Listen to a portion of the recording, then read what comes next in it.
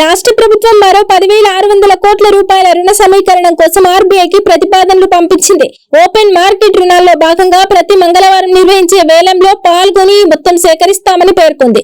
2025-26 ఆర్థిక సంవత్సరంలో 4వ త్రైమాసికానికి గాను ప్రభుత్వ సెక్యూరిటీలు పెట్టి మొత్తాన్ని రుణాన్ని విడతల వారీగా తీసుకుంటామని ఇండిపెండెంట్ పెట్టింది.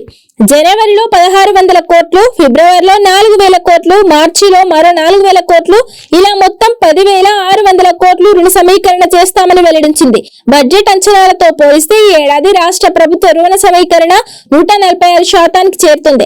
రాష్ట్ర చరిత్రలో ఇదే అత్యధిక రుణ సమీకరణ కావడం విశేషం. దేశంలోని వివిధ రాష్ట్ర ప్రభుత్వాలు, కేంద్రపాలిత ప్రాంతాల ఆర్థిక అవసరాల కోసం 2026 జనవరి నుంచి మార్చి వరకు జరపబోయే మార్కెట్ రుణాల వివరాలను రిజర్వ్ బ్యాంక్ ఆఫ్ ఇండియా తాజాగా వెల్లడించింది.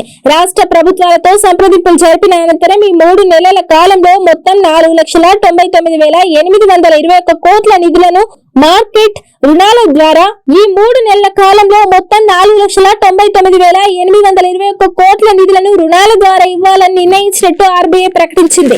సొంత ఆదాయ వనరులు పెంచుకోవడంలో విఫలమైన రేవంత్ రెడ్డి సర్కార్ అందిన కాడికి అప్పులు తెచ్చి తెలంగాణ ప్రజలపై మోయలేని భారం మోపుతున్నదనే విమర్శలున్నాయి. రాష్ట్రానికి వచ్చే ఆదాయానికి పెట్టే వ్యయానికి మధ్య పెరుగుతున్న గ్యాప్ ను పూడ్చేందుకు రుణ సమీకరణ చేస్తుంది. ఇలా ఇప్పటికే 9 నెలల కాలంలో ఒక్క ఆర్బీఐ నుంచి 68,300 కోట్ల అప్పు తెచ్చింది.